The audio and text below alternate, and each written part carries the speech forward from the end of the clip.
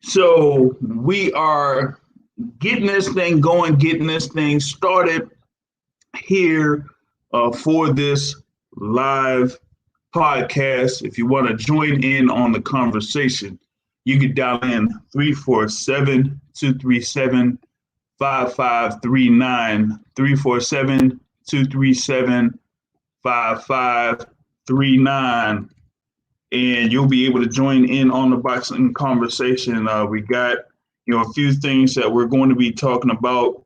Of course, we had, the IBF super middleweight title fight that happened yesterday between Caleb Plant and Caleb Truex. We're going to be going into that here a little bit. And also, we had a lot of news that has been going on over the course of the past week. So we'll be touching in on that as well as a couple of other hot topics. So if you want to join in on that, just get in 347-237-5539. So yesterday you had the whole thing with Caleb Plant versus Caleb Truex, IBF Super Middleweight Championship on the line. Caleb Plant being in there undefeated. And then you did have Caleb Truex, who was a former world champion himself, getting in there as the top-rated contender in the IBF rankings. So he was able to get, a fight here with Caleb Plant. And, a few people kind of expected Caleb Plant to, go in there, handle business against somebody in Caleb Truex that, while has, like I said, been a former world champion, has had, not very many, high-profile fights up to this particular point. So, Caleb Plant was a huge favorite going into this fight, And from the get-go, we saw that there was significant differences between Caleb Plant and Caleb Truex. That, Caleb Plant was, I would say, what is it? He was just, much more of a faster fighter there against Caleb Truex, and kind of showed, some boxing skill. But there were a few things that kind of seemed like he was, open to a few shots. Caleb Truex was able to catch him a few times with, a few right hands, as Caleb Plant left his left hand down a lot over the course of that particular fight. And that, if Truex was very aggressive and very forceful in this particular bout, that you would have seen a whole lot more to critique from Caleb Plant. Now, Caleb Plant is supposed to be there as he is actually the longest reigning world champion at super middleweight. But he's had, 3 defenses of that IBF super middleweight title ever since he won it from Jose Calagui, right? And he was able to get the unanimous decision over Caleb Truex with 3 scores of 120 to 108. But there were no knockdowns in the fight. Nothing where I saw that Caleb Truex was in any type of trouble over the course of this particular bout. So, for me, I kind of felt like, Caleb Plant could have did a few things more over the course of this particular bout, man. I'm going to see if I can get in early, check in from the 205 area code, see what he got going on. 205 checking in on the Boxing Source Radio Show. What's good? What's going on, James? It's Mike. How you doing? Doing all good over here, man. Up north, the snow coming down, but I'm all good. That's good to hear. Yeah, you talking about the Caleb Plant fight?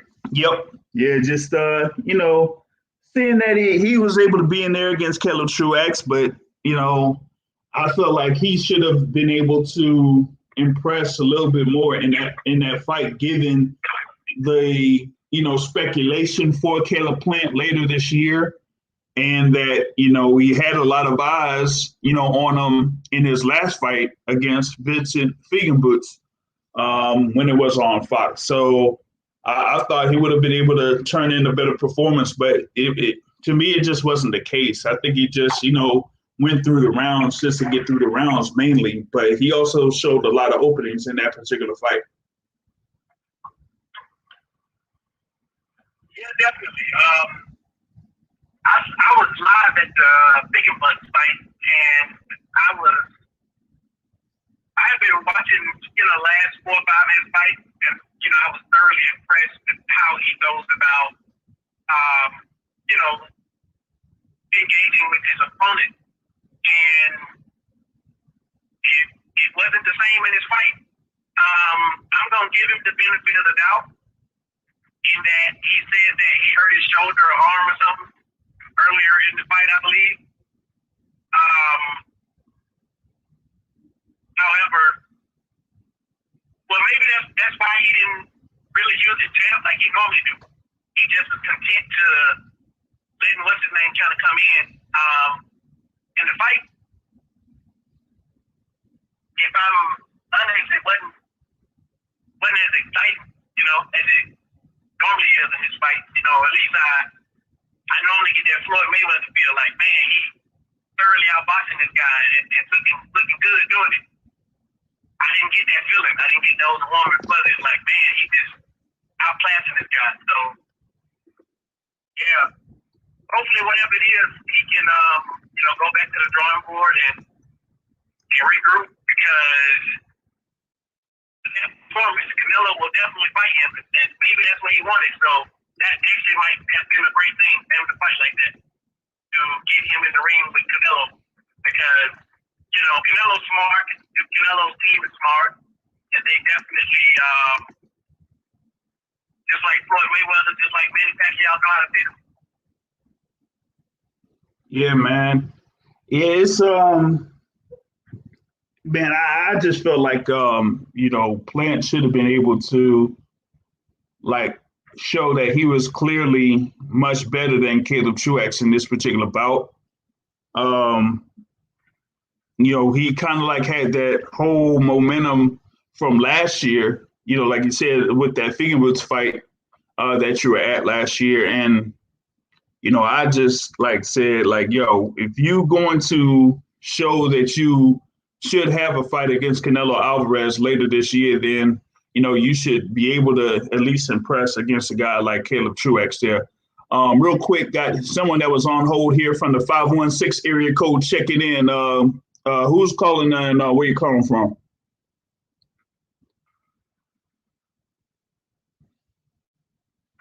See 516 on the line? Or maybe just listening in here. All right, that's cool. That's cool. So yeah, man, I just felt like the thing with Caleb Plant, yeah, he said like he hurt his hand or something like that. But I don't know if you know, that really was much of the case in this bout, because I mean, it wasn't like, you know, we couldn't check in the corners in between the rounds, and you know, I didn't see him like mentioning about him hurting his hand or anything like that over the course of those rounds. So, you know, seeing that report after the fight was kind of weird to me, you know, that he said he was hurting his hand. So I didn't know what that was all about.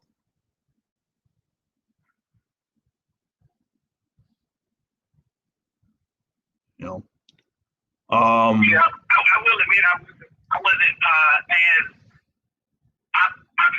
observant of the fight as I could have been. I was kind of like distracted, so I wasn't like all into the fight.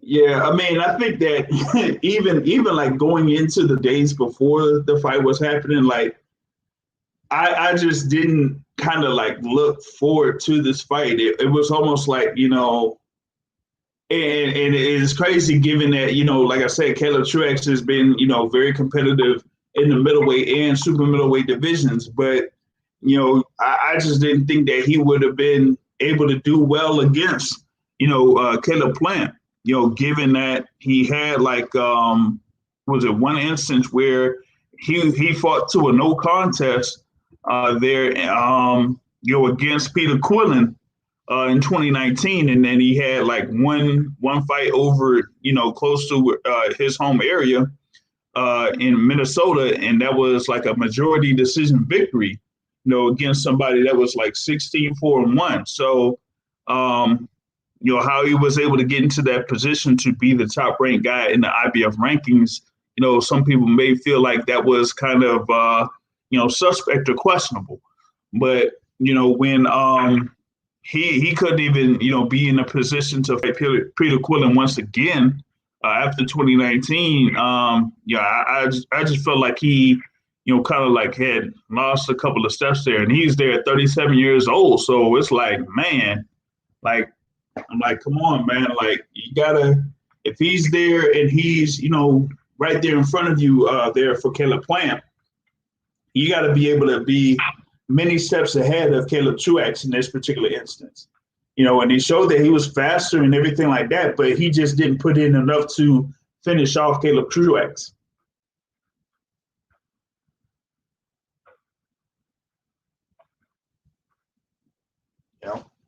So, I mean, I just like, and, right now it seems like they're trying to, position Caleb Plant and say that, oh, he could possibly be an opponent for Canelo. But, I've also heard that if he doesn't like fight Canelo, real soon, as we know, Canelo has plans over the next 3 to 5 months, that in the interim, Caleb Plant could fight, Anthony Durrell. And I'm like, well, why would he fight Anthony Durrell at this particular point? But kind of heard that Durrell was a potential opponent for this date, and that he didn't take the fight initially and ended up fighting Caleb Truax instead. So I just found that weird how that came out, how that report came out as well, man. Like you're there, you've been the IBF champ. You're supposed to, say that you're one of the higher rated guys in the super middleweight division.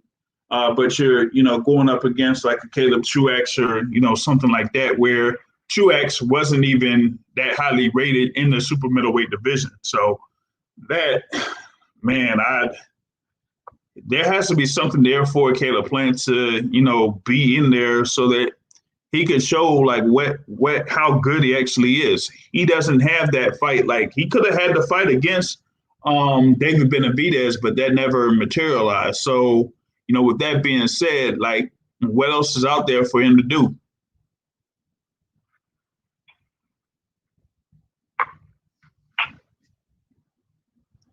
There's some dogs out there, but people got to exert themselves. That seems to be the thing that people aren't doing nowadays.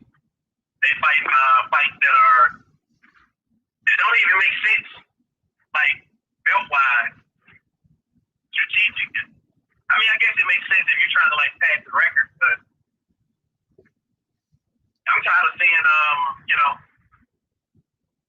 cupcake,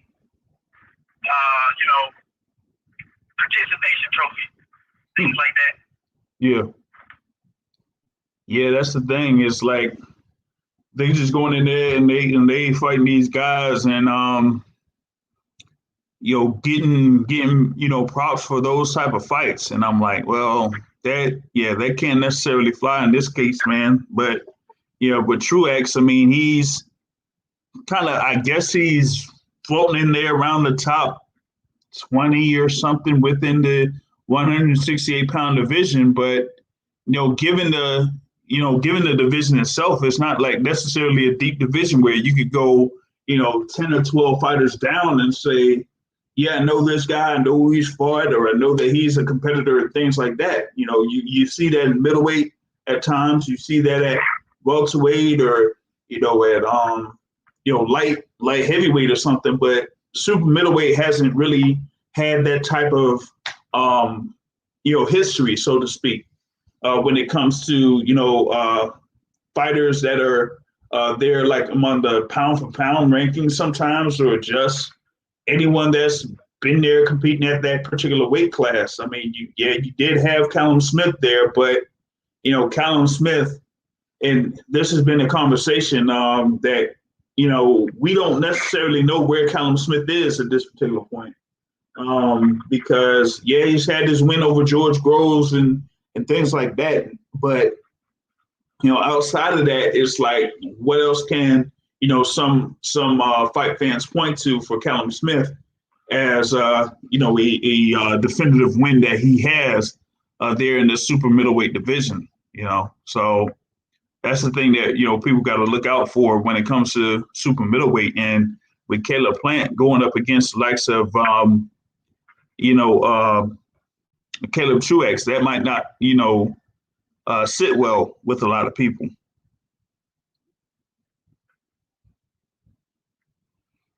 You know what I mean? So. Are you right? You're definitely right. So we can't give Canelo a break either. Yeah. In that same right. Because Callum Smith wasn't that good. And maybe he'll give other guys problems because other fights that are not power centric, but he's really not that good. Yeah, and the thing is with Canelo Alvarez, we see that he has those two fights ahead of him, February 27th against Avni Yildirim. And then, if he gets through that fight, with no serious injuries or anything like that, and, ends up winning that fight, then he'll fight Billy Joe Saunders with the, with that WBO, so he could unify with the WBO title. But, the thing is with Billy Joe Saunders, like, there's still like people that are up and down as far as like Billy Joe Saunders is concerned, particularly there at super middleweight, because like he has to fight against Martin Murray, but outside of that, like who is he, took on at super middleweight, up to this particular point. So it's going to be, really interesting how that particular division shapes up within the next 6 to 8 months or so, because, like I said, you have Canelo there, you have, Billy Joe Saunders waiting out there, Caleb Plant, defended the IBF title. David Benavidez could have been a WBC champ, but he can't stay within the weight limit. It's a lot to sort out with that. But with Caleb Plant, it's like, you had a chance to make a statement, on national television. Everybody knows what the plans are for Canelo, at first. But, last year, he was a potential opponent for Canelo Alvarez last year. But he said, that he wasn't necessarily, I guess he wasn't necessarily accepting that fight at that particular point. So now the eyes are, on him, and, having this particular performance against someone that, I don't think really had much of a competitive chance against Caleb Plant. He wasn't able to finish him off, like saying goes with one of the panelists that, come on here. Like, if you know that this guy is not on your level, you got to get him out of there. And Caleb Plant didn't do that.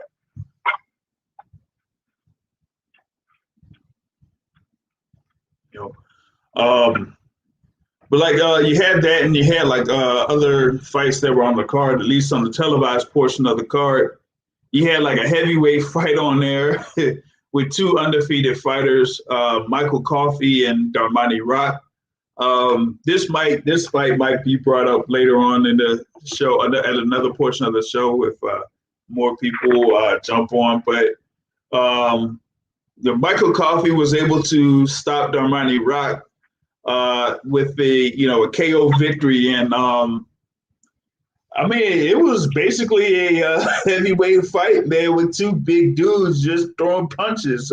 But Michael Coffey did catch Darmani Rock with a good left uppercut, kind of like hook uppercut type of punch there in the third round to put Darmani Rock down that first time. And then he just, came in with a hook that hit the top of Darmani Rock's head to put him down once again. And then Jack Reese just put a stop to that count. He waived the count on that, man. So yeah, you had Michael Coffey there moved to 12-0. I'd like to see like what they're going to be able to do with them, man, because they actually have like a few guys that have that type of record, like 12-0, 15-0, around there, where they could match up those guys. Like, I mean, they have Frank Sanchez, that had a fight, on the Fox card, I think it was a few months ago. Like, he could be somebody that could fight like a Michael Crawford, something like that, So, man, I just don't know if they really are pushing to like make more of these type of fights. But I'm kind of like interested in those because these are the ones where you kind of see like who are the next guys to be in the top 20, top 25 in the heavyweight division before they become, heavyweight contenders, if they can become heavyweight contenders. So that was a quick 3-round bout there in the heavyweight division. What were your thoughts about that particular fight, Mike? I mean, definitely, Coffee was athletically and just a better grade fighter. For my eye test, I don't think he's going to go far. Not trying to be as crude or, direct, harsh, whatever people want to call it, but yeah, I don't think he's going to go far. He might be better than Michael Hunter. I mean, Michael Hunter might be better than. They might be on the same level. I don't know. Michael Hunter might be better than him. Might be better than Michael Hunter, but I think he'll go about as far as Michael Hunter goes. Actually, that would be a good. That would be a good. That would be a good little matchup there. For Coffee, but I don't think they would. Kind of like fit him up there. Now, if Ajagba was still with PBC, that would be a fight there, Michael Coffey versus Ajagba. But yeah, I'm like looking who else could be out there that could possibly be a potential opponent for Coffey that they could put on there. They wouldn't put him up there against like maybe a Otto Walling. Now that could possibly be another one that they could do, but I don't think they'll match Michael Coffey off against Otto Walling like that. They wouldn't do that. So then Walling's still supposed to be fighting Dominic Brazil. So as long as that fight card does happen on Showtime, then Walling will end up fighting Dominic Brazil, but that remains to be seen. But yeah, like you do have a good number of these guys that are like 12-0, 15-0, where it's like you could put these guys against each other and you really see, people getting sorted out in that particular weight class. And I think Coffey kind of like jumps in that conversation though.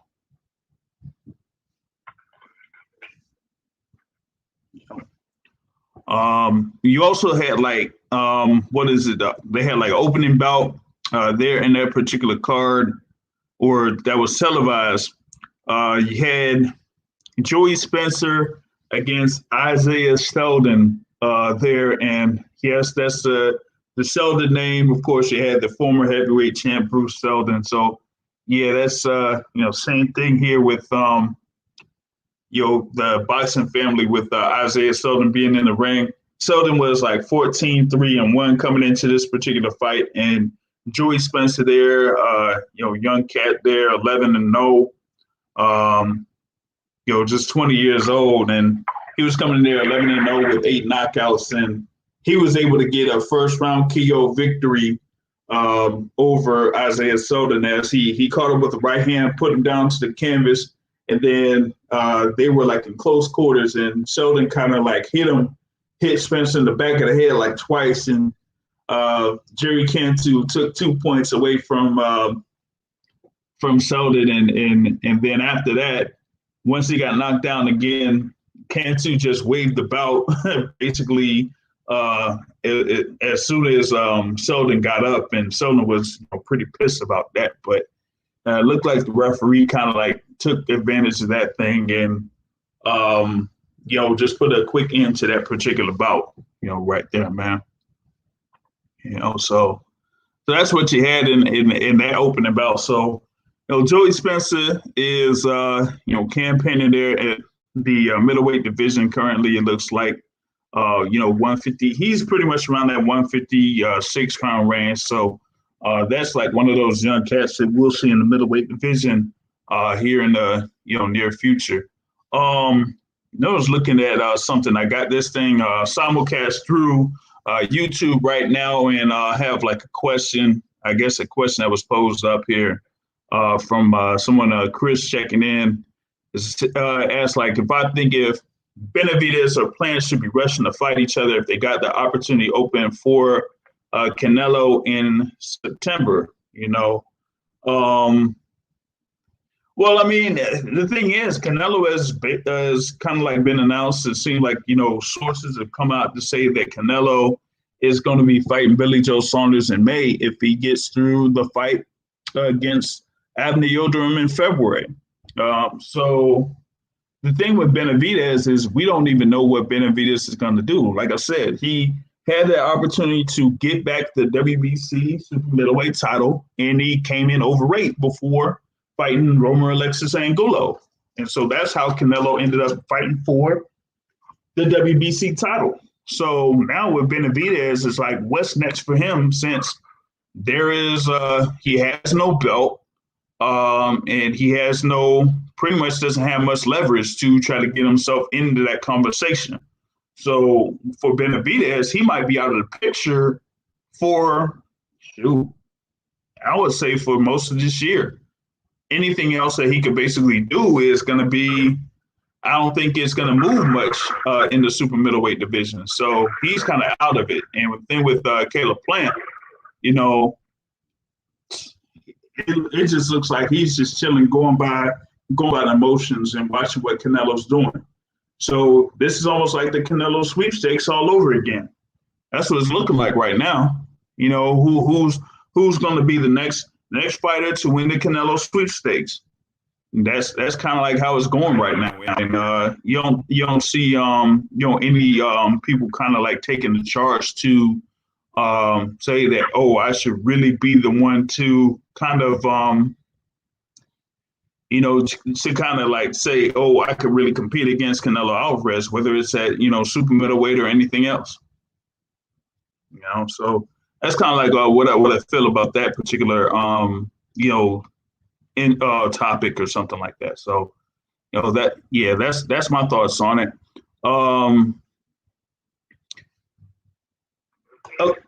There really isn't like that much other action that was going on or coming up next week. So kind of like feel like it's what is it like? Like I did want to bring up a couple of topics when it came to the thing with the WBA welterweight title.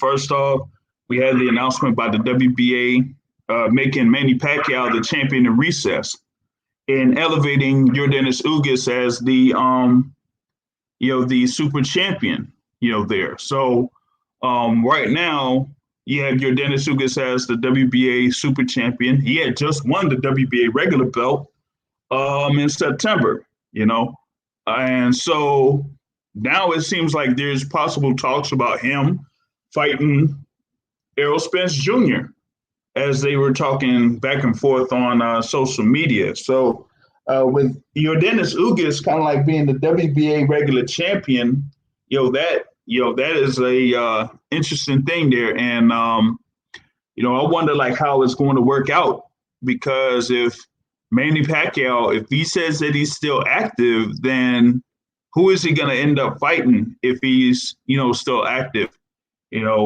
The WBA had the rules where it said like if he named a fighter a champion in recess due to inactivity, that part of it is because they gave an option for Manny Pacquiao to fight the WBA regular champion, and that wasn't the case. So they just said, hey, if the regular champion still feels like he's active, then they'll elevate him to super champ. So that's how Ugas is now the super champion. It kind of like throws a couple of things off too, because wasn't Spence planning on fighting Manny Pacquiao? And now that the WBA does this, hey, that fight might not be in the cards, man.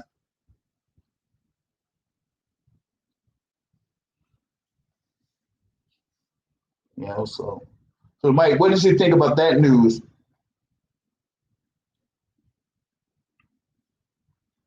I will have to tell you later. I'm going into a calendar real quick. I'll tell you in 1 second. All right. Yeah. So you got some other things going down, but yeah, you had So yeah, with the thing with Yordenis Ugas, man, I mean, he was kind of like being in a conversation of potentially, fighting other guys before they put him in against against Abel Ramos, right? And with that situation, I kind of like thought about something when the WBA had made that announcement for Yordenis Ugas to fight Abel Ramos for that WBA title. That title was vacant, and Abel Ramos was just the 6th ranked guy in the WBA rankings. You also had Danny Garcia ranked above Abel Ramos, and you also had Mikey Garcia ranked above Abel Ramos. Now, of course, we knew that Danny Garcia was being positioned to fight Errol Spence Jr., so Danny wasn't going to, say that, hey, I'm going to go ahead and try to fight Yordenis Ugas for that WBA regular title or whatnot. So that leaves Mikey Garcia. Like, how is it that Mikey Garcia didn't jump on the chance to potentially fight for a world title there against Yordenis Ugas? I thought that was kind of interesting there because you're there ranked at number 3 in the WBA, and you could potentially fight for a world title. So why didn't you go up there against Yordenis Ugas? Could it be because of money, or you had like any other situation going on? Maybe so, but I just didn't. I just felt like with the way that they do things for the vacant title, they get the highest ranked contenders that are available.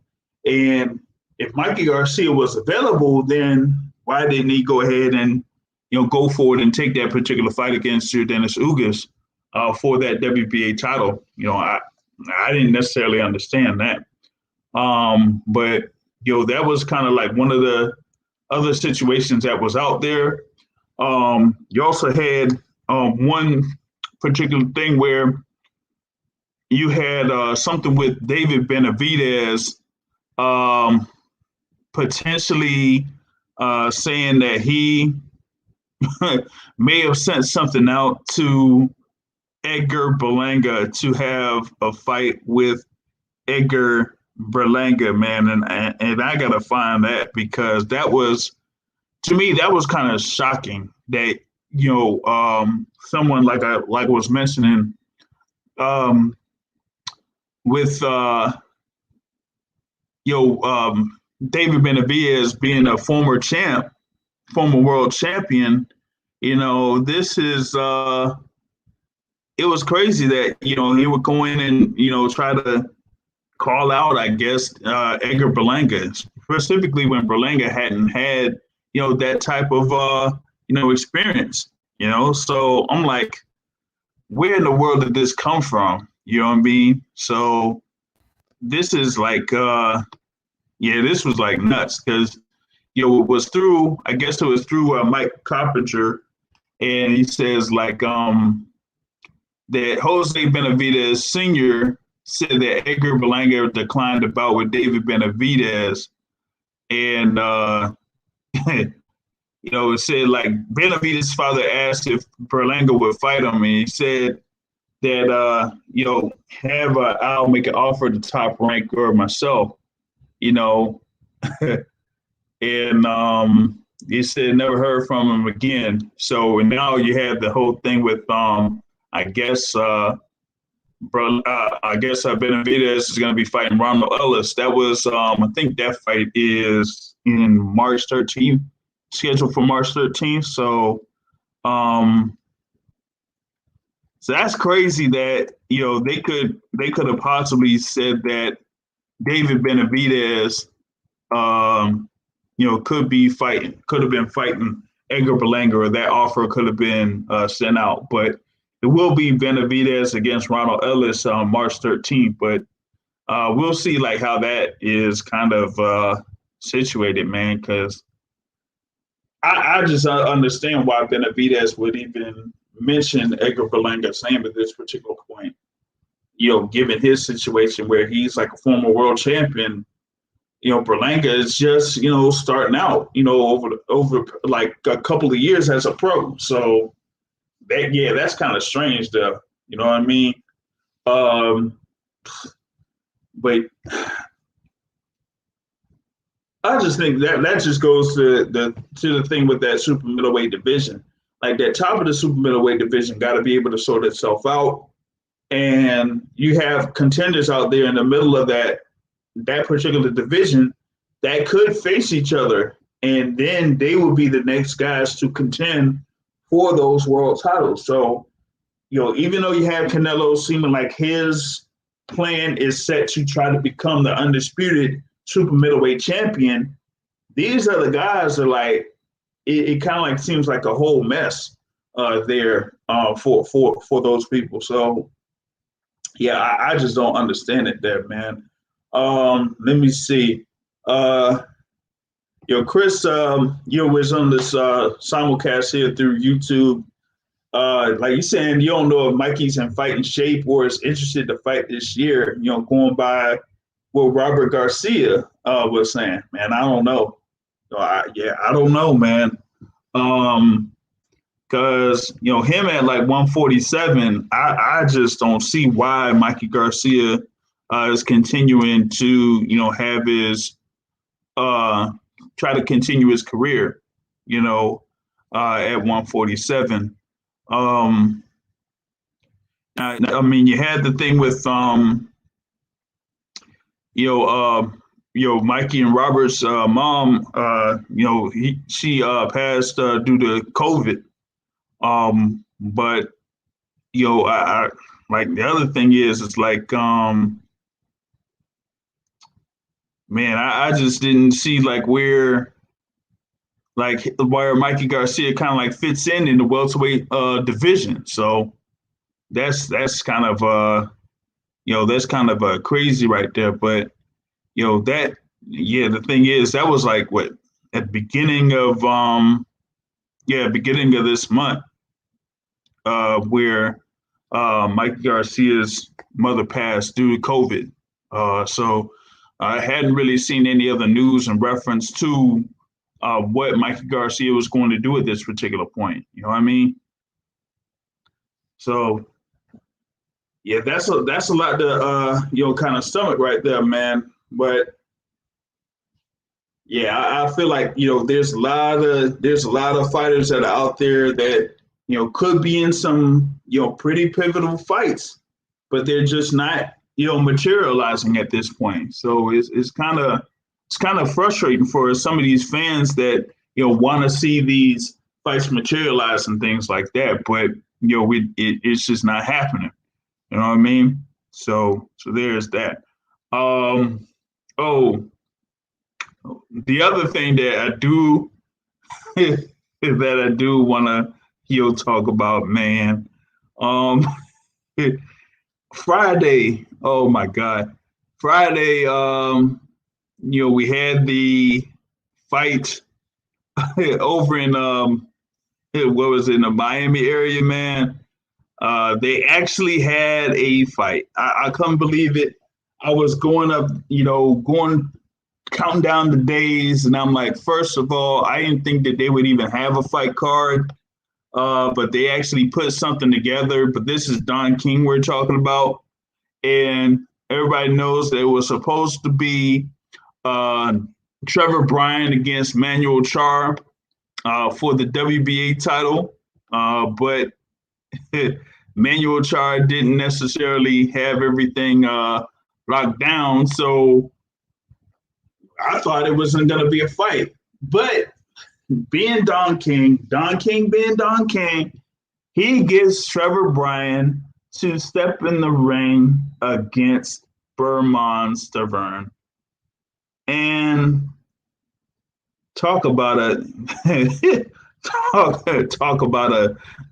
uneventful 11 rounds or so, man. That was just, my goodness, man.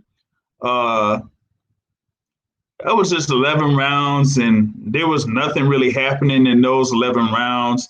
and then Stavern gets hit with I guess it was like a right hand and goes down to the canvas. And then, he gets blitzed again, go down, and he ends up being stopped in the 11th round. And now Trevor Bryan is the WBA heavyweight champion, not the interim champ, not the gold champ, not whatever championship the WBA could come up with, but he's the WBA world heavyweight champion at 21-0. This is a guy that hadn't fought since 2018 against BJ Flores to win that WBA interim title. And if you look at, the fighters that he's fought, like he's fought guys that are 2-24, 2-20,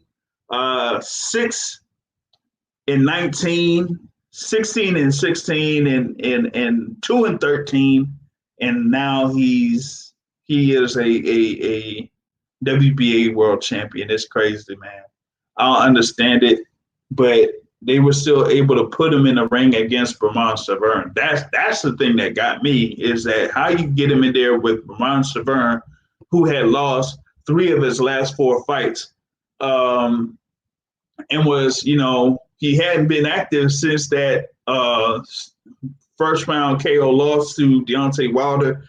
Then it was like about almost 2 years till he fought like Joe Joyce, and he got, beat up by Joe Joyce, and then he was still on the shelf again. So how is it that I just don't understand how people are still able to have these fights or fights of this magnitude approved, through the state athletic commissions or, anything like that. It's like, I just don't understand it. But yeah, Stavern was in the ring and was able to get, a fight for this WBA regular title.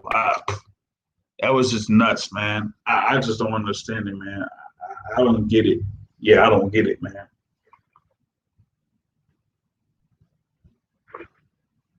So I'll say this, and I'll say it a bunch of times. If you watch Stavern, he looked punch drunk from a year or 2 ago when getting touched by Deontay Wilder. And that's the effect that you see.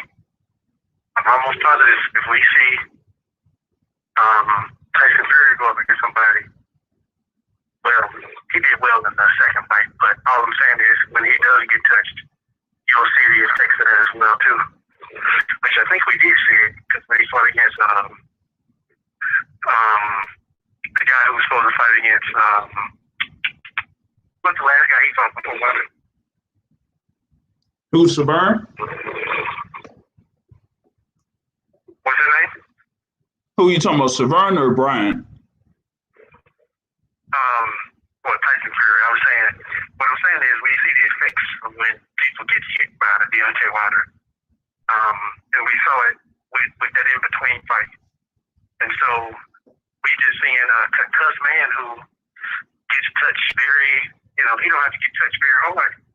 And you see the effects of the concussions. That you can't get around that. There's no way you can get around it. It's definitely time for him to retire, because all that's going to happen, he's going to lose the fluid that's around his brain.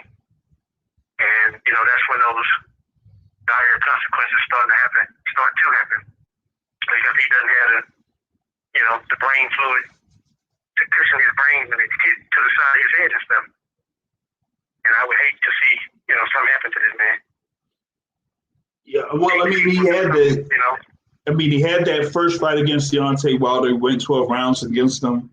Then he had the fight against Derek Rossi, where, some people felt like Derek Rossi had beat Berlanga Stavern. And I think he went down in that particular fight, against Derek Rossi. And that was, about 10 or 11 months after the first Deontay Wilder fight.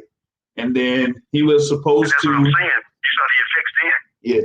And then he was supposed to fight, Alexander Povetkin, and that got nixed because of what Povetkin was doing.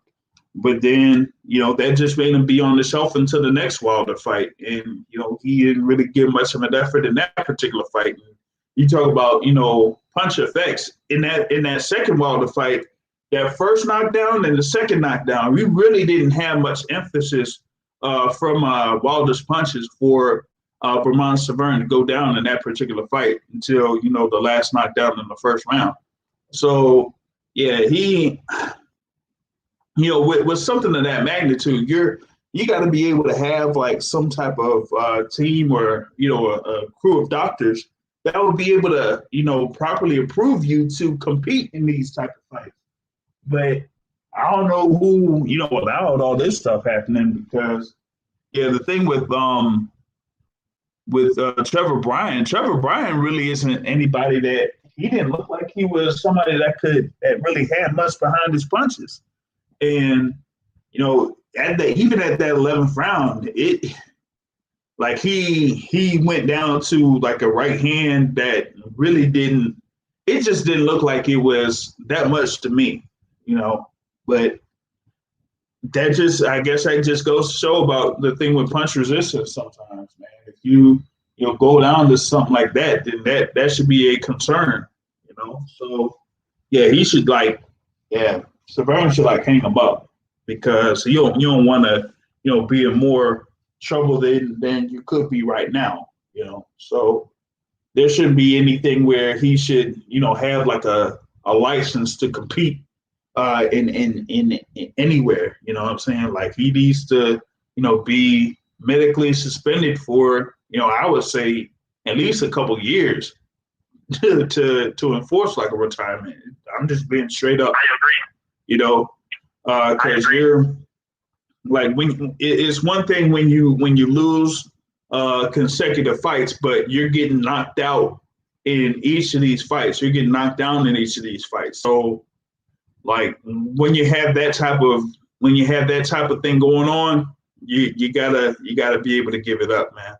You gotta be able to give it up, or these sanctioning bodies or state athletic commissions got to be able to take your license. You can't be, having these type of fights where you could be in there, where you could potentially be seriously hurt or, permanently damaged. So that's the thing with Vermont Severn. And on the flip side, man, you got Trevor Bryan. I don't understand how he's able to be the WBA champion, but supposedly that title was supposed to be held by a dude that hadn't fought in 4 years, in Mahmoud Char, and that's just the whole thing with Don King. Don King will hold fighters up and keep them on the shelf or keep them on ice, as long as possible until he gets a favorable deal. And that's what it looked like here. And then he was still able to have that be approved for the WBA title. Now that's something on the WBA as well, how they were able to have a fight like that be approved to be for the WBA title when Vermont Severn had lost 2 consecutive fights before that. So how was he even considered to be part of the rankings in the WBA if he lost 2 consecutive fights? That's crazy.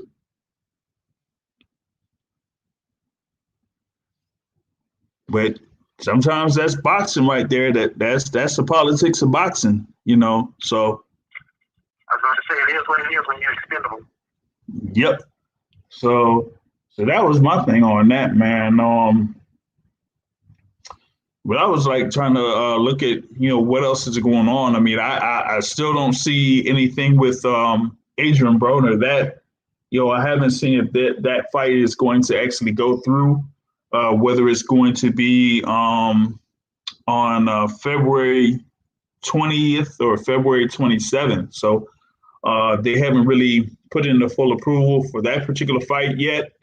And they had this whole thing with Ryan Garcia and Manny Pacquiao, and I'm like he's saying it's not going to be an exhibition, but the thing is I've already talked about the situation with Manny Pacquiao being a champion in recess for the WBA. So I don't see where this is going to fit. You know, he keeps talking about, oh, I'm going to fight Manny. I'm going to fight Manny. But I haven't seen anything with Manny saying that he's going to be fighting, Ryan Garcia. That I haven't seen that. Until I see that, then I'm not even gonna, go for. I'm not even gonna go for all of that as of yet. You know what I mean?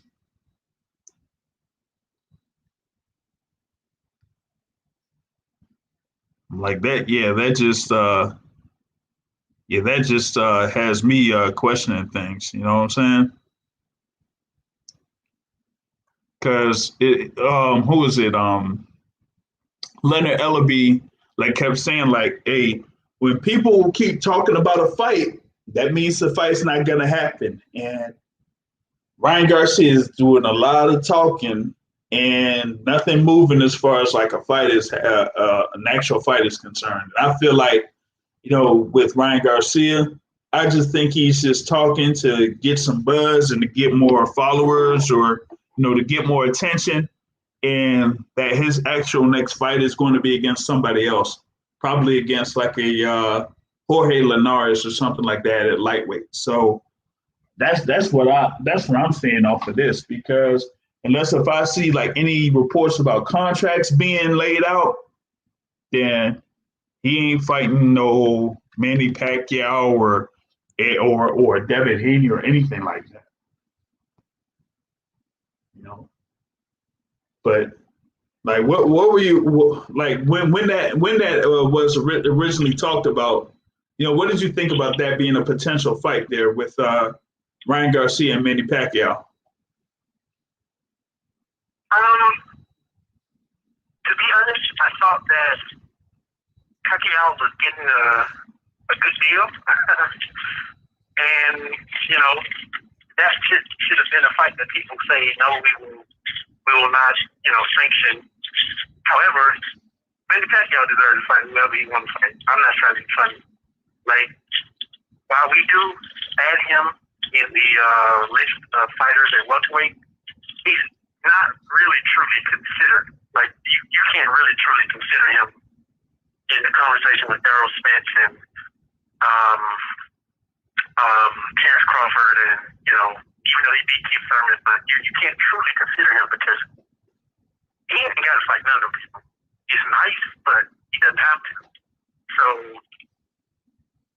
I think he got the right to fight whoever he want to fight. I'm just being, just my perspective. He can fight whoever he wants to fight. Mm-hmm. And with that being said, if this man want to make the most money with the least risk, he has kind of earned that right to do that. I didn't like it when Floyd did it, but they have earned that right. I mean, they're not in the conversations with it when we question, are they the best? They're like champion emeritus. That's sort of what they are. Yeah. They're not, consistent competing champions. They're champions emeritus. And as such, they can truly fight whoever they want to fight. And so I thought that he was going to get him a quick little payday and, knock this dude out and, just highest cost, least risk type of fight. And to some extent, again, I think he has earned the right to be able to do that. I don't like it, but he's definitely earned the right to do that. And so when you come around and find out that fight, well, the first fight when what's his name was calling out Gervonta Davis, and then he says, no, I'm not going to fight you because I got something that I'm going to fight Manny Pacquiao. And then it comes down that he's not truly going to fight Manny Pacquiao. I think the dude is just the boy who cried wolf. And, with the social media age, people will publicize the fight online and do all that posturing and stuff, but when it comes down to actually making stuff happen, all they care about is just getting that buzz. But I think he will quickly learn that, maybe he ain't heard the fable like we did when we were younger in school, but mm-hmm. The boy who cried wolf, I'm sure he probably hadn't heard of that. But I think he probably will pretty soon. Yeah, because right now it seems like he's, really talking it up a lot, and Yeah, you did mention the thing there with Gervonta Davis, and I was like, well, the thing about it is, you say that, initially you're going to talk about Gervonta Davis, but then you go on the video again and say, that's, I got something else that's much bigger that I'm working on in the future. That's very big fight. And people were like kind of like talking about, okay, what would it be? Like, what would be bigger than fighting Gervonta Davis at this particular point of your career? And so that's when the thing dropped about him potentially fighting Manny Pacquiao, and I just felt like that was really strange, given that you had somebody that hadn't really established himself at 135 pounds yet. Like, he just had his fight with Luke Campbell to kind of like put him in contention to maybe fight for a world title. And then he goes from that to, saying that he possibly could fight Manny Pacquiao. That's a real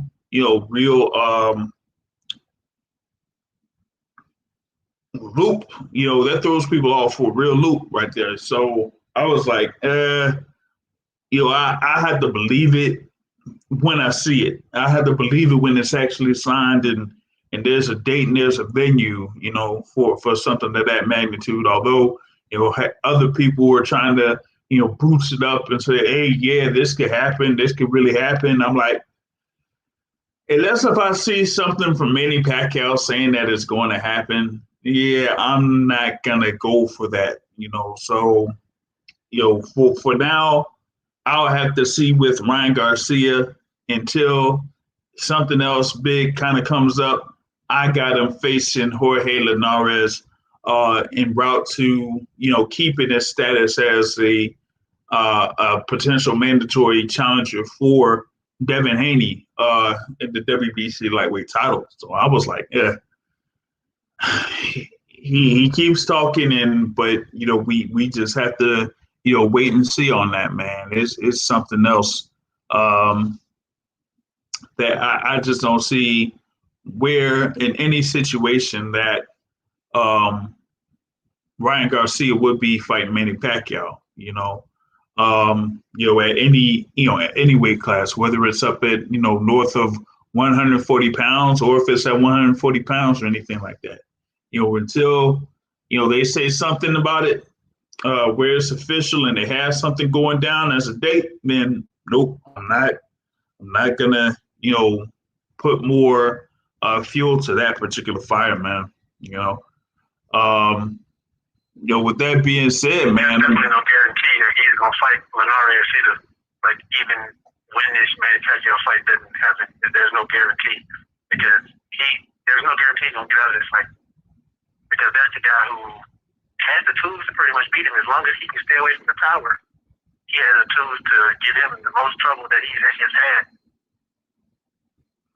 Yeah, I mean, the thing is, it's like with the thing with Linares was originally going to be one of Ryan Garcia's opponents last year. But whole thing with lockdown and then they supposedly had like some type of issue between Ryan Garcia and Golden Boy, and that's how we ended up getting something between Ryan Garcia and Luke Campbell. But I feel like something for Jorge Linares could be something, that could benefit both fighters. I mean, it would see that, with Linares, he would still be able to show that he's still competitive in the lightweight division. And for, Ryan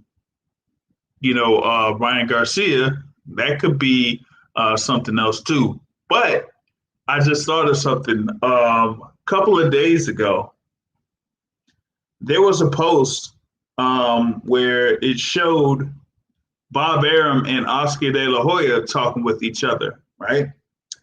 And there were some possible matchups that they could have talked about. Some people kind of brought up, Terrence Crawford potentially fighting maybe a Virgil Ortiz Jr., but that's not going to happen because Virgil Ortiz is gonna fight Maurice Hooker on March 20th. There, so it's a battle of two guys from the Dallas area that's going to happen. So that's out of the cards. So if Oscar De La Hoya and Bob Arum are talking, and it could be a potential fight. What if it was something when it came to Ryan Garcia and a guy by the name of Vasily Lomachenko? That could be something that could potentially happen, because I don't think that you would have Ryan Garcia going up against Teofimo Lopez. That would, like, if they would do something like that, I would be like, wow, what? Like, that would really throw us off. But the thing with Bob Arum is he's kind of trying to say that most of those fights of that magnitude, like, he will want to have a crowd, a big crowd to be able to attend those particular fights. So for him to like kind of say, hey, we might have a fight between like a Ryan Garcia and a Vasily Lomachenko, or a Ryan Garcia versus Teofimo Lopez, not if there isn't going to be a big crowd or a sellout crowd or something like that. So he's not, I don't think that would be something like for Lopez versus a Ryan Garcia. But if he could have Teofimo Lopez and Vasily Lomachenko behind closed doors, then he could probably have Vasily Lomachenko against Ryan Garcia, and that could be at a venue over in Texas or over in Florida or something like that, where they could have, maybe a capacity of 12,000 or up to 14,000 maybe, and that could be pulled off, because it's not like Vasily Lomachenko is really a someone that brings in a lot of fans to the seats, but he still gets a lot of attention in boxing circles. So if you have somebody like Vasily Lomachenko, who's trying to get back into the game, going up against Ryan Garcia, now that could be something that could throw some people off. What about that as a potential matchup there at lightweight?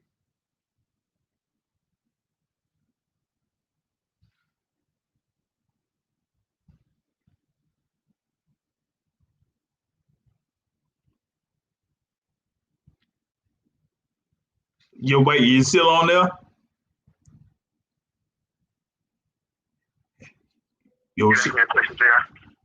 Yeah. No, I was saying potentially the thing with Ryan Garcia, you lucky that Matt's not on here, man. He would have posted the hell out of you. That Ryan Garcia could be an outside shot to facing Vasily Lomachenko at lightweight. And you asked me what I thought about that. I mean, honestly, they should keep this dude away from anybody who's a B plus and above. They should keep him away from anybody that's B plus or above. Lomachenko a box circle around this dude. Sure, he should probably give his power, but has he shown the ability to even set that power up? Does he have the ability to set that power up? Can he beat somebody who, well, and the crazy thing about it is that he doesn't have the IQ, in my opinion, to do. So the reason why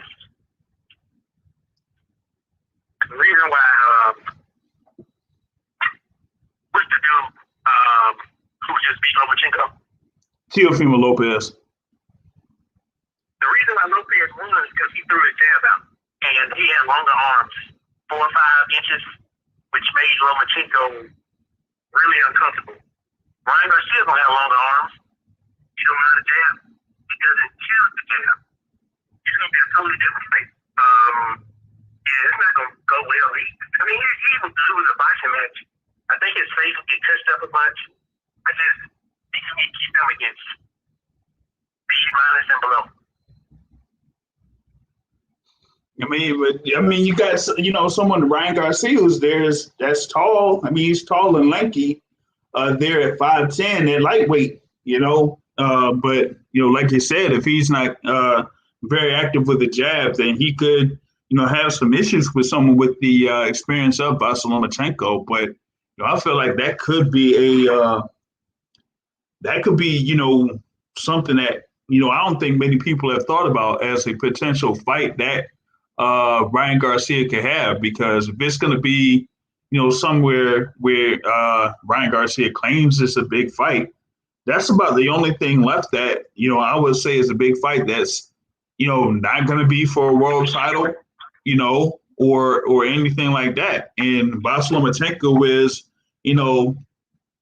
still up there as far as like a highly ranked contender at lightweight. So why not have a fight like that over at 135 pounds? Because he said he isn't talking about no Tank. He's not fighting Tank. If he's talking about fighting Tank, he's not fighting Tank.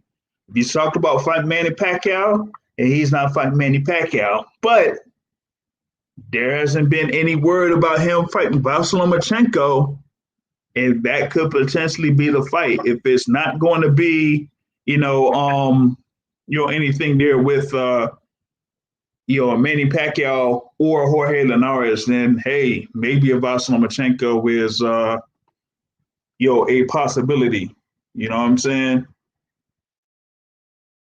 He's gonna put that dude against somebody. Sorry, he's gonna keep fighting these bums.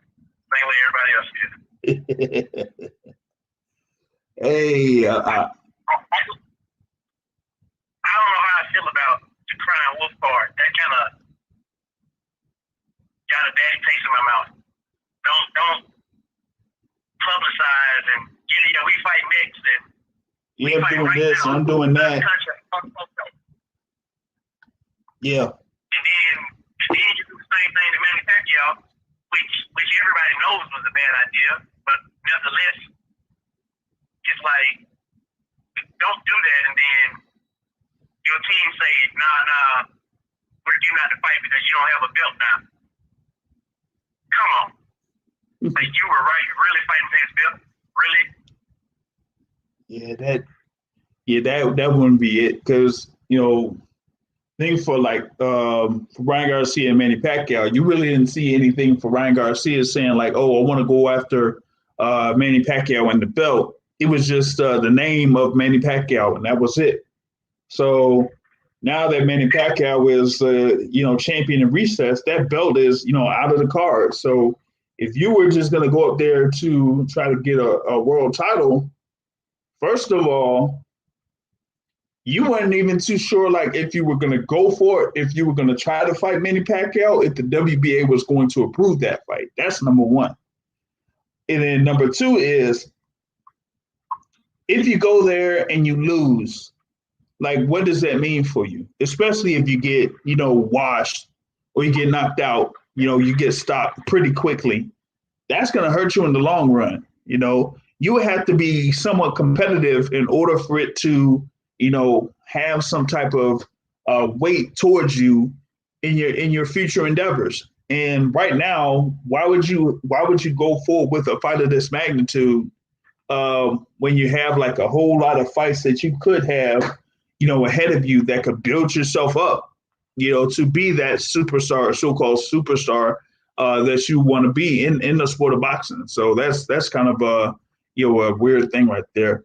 Those listening in live, you could call in 347-237-5539. Press the 1 key to get on cue if you want to talk about various topics in the sport of boxing. I was just, throwing in that idea out there for Ryan Garcia. If he ain't fighting, Teofimo Lopez, if he ain't fighting, Manny Pacquiao, if he ain't going to be fighting Jorge Linares, then maybe he could fight Vasyl Lomachenko, because I doubt that Lomachenko would probably be on the shelf for an extended period of time. I think he's going to get right back in the ring, and it's not going to be a rematch against Teofimo Lopez. So we'll see how that kind of handles itself. One other thing that I've seen over the past week is in the heavyweight division. they're looking to make a fight between Joe Joyce and Alexander Usyk, and it could be for the interim, if they make it an interim, the interim WBO heavyweight title. And that kind of like says that, hey, maybe that could say that, yo, maybe we could have an undisputed title fight at the heavyweight division, because it's been how many weeks now that we haven't heard anything about, Deontay Wilder and Tyson Fury. I thought we would have been able to hear something by this particular time period when it came to if there was going to be a third fight. But I just don't see that materializing right now. So if that's going to be the case, then what's going to happen with Wilder? Is he going to get maybe some type of financial, compensation or anything like that? Or are they going to move on and just say, hey, we'll have another fight, later on? I just don't know. But if there was something for me to say that Wilder and Fury were going to have a fight, then they would have had something, either through both parties or through like an independent party saying that, oh, this is a settlement. This is what's going on. This is what's happening. And we would have had something, but I still haven't heard anything yet. So with the announcement from various sources that, Joyce is going to be fighting Usyk, with Usyk being the WBO mandatory. So that takes that mandatory for the WBO out of the way. And that just leaves everything open for Anthony Joshua to fight for the undisputed title if he wants to, and that's going to be interesting to see if that actually materializes and becomes official. But yeah, as of right now, I don't see anything that's saying that Wilder is going to have a fight with Tyson Fury, at least not right now. So you're saying that they're saying the WBC is going to be sure of WBC title for that stuff? WBO. And then Joshua fight. But I thought Joshua already got to the WBO. Well, he does. But the thing with the WBC is, here's the situation. When Wilder fought Fury the second time, that's a voluntary defense. So with him losing, it still would constitute as something where he would have to exercise his rematch clause. So initially he did, but we haven't had the fight. First, we haven't had the fight, and we haven't had anything kind of secured to say that there's a date, a venue, or anything, or financial, agreements or anything like that for that particular fight. So with that being the case, what is happening on that particular side to where you haven't heard anything from the WBC to say, okay, these two guys have to settle something in order for that third fight to happen, because Tyson Fury holds the WBC belt, and what has it been? It's almost been a year. So you have a year's time. And the thing, luckily, with the WBC, they don't have to worry about a mandatory challenger yet, because Dylan White lost to Povetkin. So that means the WBC could be open to having any type of fight for that WBC heavyweight title. And I haven't seen anything from the WBC, no virtual conventions or anything like that, to where they have some type of resolution for the heavyweight title. Nothing from them. So it's basically up to Wilder and Fury right now. So I'm trying to figure out, okay, what's the deal? What's the, update for it? I haven't seen anything yet.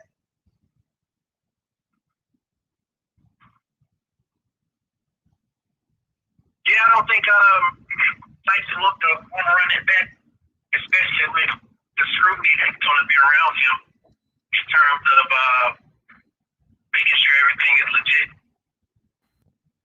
can blame it on being consulted all he wants.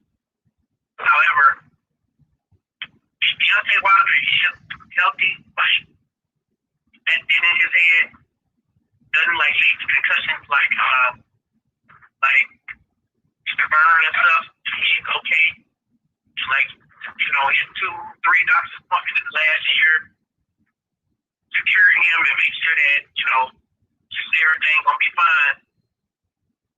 Yeah. And he get back to the basics because he gotta get back to the basics. Stuff he been doing, the things he got away with, something gotta change because that's not gonna work.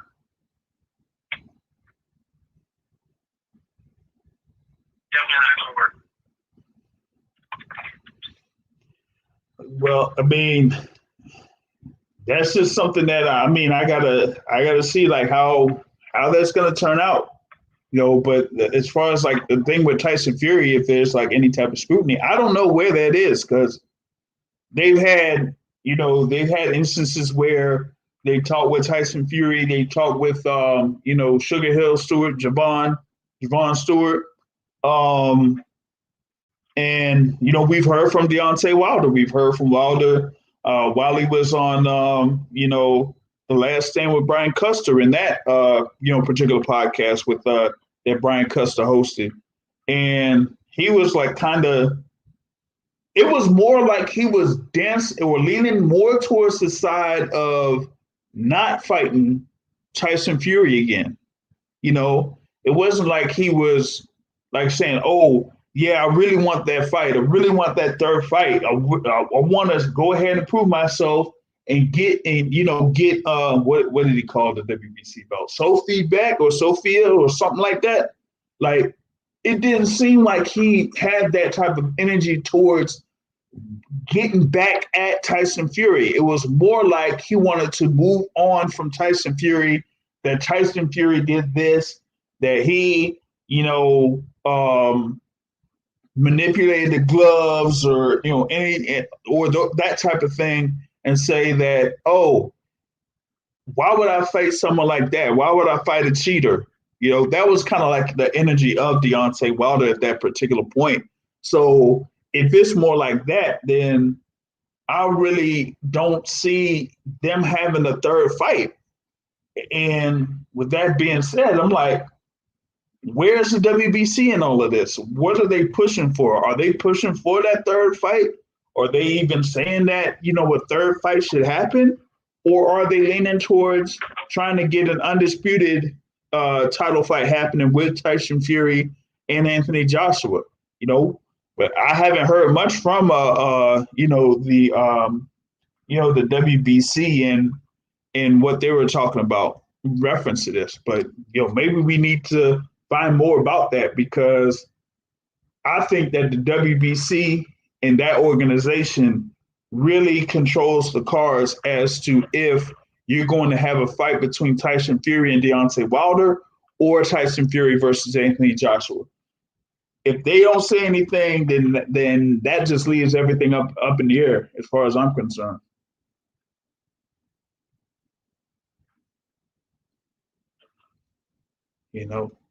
So, but Wilder is not valued. We all know that he's not valued. Like, people don't necessarily find the value in him. Like, they would rather support Tyson Fury than to support a champion who has been pretty faithful to them. And I mean, that has not been. I think Wilder should be used to that, because that's pretty consistent with alphabet things. That's been pretty consistent with things you can call out with letters. But yeah, so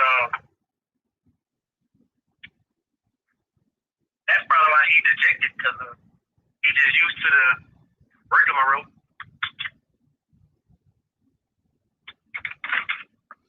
Yeah, and I mean, I'm kind of like looking at this. Yeah, I was like looking at this whole thing here for Joshua and Fury, and they say that, they were talking about, having contract talks, and that was from last week. But, for the thing with Wilder, it's like, where's Wilder in all of this? How does he fit in? And, like, I feel like if he wants to, like, just say that he wants to prove that Tyson Fury is not better than him, then he needs to, get it on and try to get that, that third fight secured as soon as possible. But right now, it just seems like the most that is being talked about is, the thing with Joshua and Fury. And maybe the same goes the same with that. If, a lot of people are talking about, Anthony Joshua versus Tyson Fury, then maybe that fight's not going to happen because it's being talked about the most. But, on the flip side, man, it's like Deontay Wilder is, kind of like off and on one of the most talked about fighters. And there was like a good significant amount of time when he was like out of the picture, not in the spotlight, not saying anything. And this is somebody that's been, outwardly, he's outspoken. He's one of the most outspoken fighters in the game. And yet, for, ever since he had lost to Tyson Fury last February, you really didn't hear that much from him until, like, you had something where he was out in public in July. He had like one video out when all the protests and stuff was happening over the course of the summer. And then later on down the line, you had the thing where he made that public statement in reference to Tyson Fury and what Tyson Fury has done. So right now, it's kind of a slippery slope as far as like the time period as to when that fight between Deontay Wilder and Tyson Fury could actually happen. If they don't make something, or they don't make any type of announcement here within the next few weeks, then I just feel like Deontay Wilder is going to be out of the picture. And, they've already had like potential opponents that he could be facing. They're talking about him potentially facing Charles Martin. And I'm like, well, maybe that could be the case. But right now we need to, the heavyweight division is like hanging on as far as like, if they could have an undisputed title fight. And they could have had that chance over the past few years and it didn't happen. So right now, it looks like they want to make it happen and they want to do it as soon as possible. But Deontay Wilder is the key for that to actually go forward. If it's going to go forward this year, or we would have to wait a little bit longer for that potential undisputed heavyweight title fight to happen. So we got to see what's up with Wilder, man. We'll be waiting to see how that goes. And once that, is kind of like straightened out, then we'll see how the heavyweight situation sorts itself out, with all of that. So that's my take on that. It pretty much like covers most of what's been going on, man. I don't see anything that's happening out there in the boxing world. We'll probably get back at it here for the next show on February 7th. But if there's like any type of news thing that's going on around the boxing world, we'll be jumping on it here. Wanted to see if I could get in contact with Jared Anderson, who's going to be in the fight card that's going to happen February 13th. Main event is Joe Smith Jr. versus Maxim Blasov for that WBO light heavyweight title. But want to see if I can get that heavyweight prospect Jared Anderson onto the show. Maybe I could do it for next week if he's able to get on before he goes into that fight. But in the meantime, I'll be keeping my eyes and ears out for the latest boxing news, and Big ups to Mr. Mike Grady for joining in this particular live conversation. And for those that were listening through the live stream on YouTube, thanks to y'all as well. That will kind of like wrap it up for this particular episode of the Boxing Source Radio Show. Like I said, we're going to be back at it here next week. And like I say at the end of every show, folks, point of boxing is to hit and not get hit, not to send and trade. On that note, folks, I'm out. Have a good evening, everybody.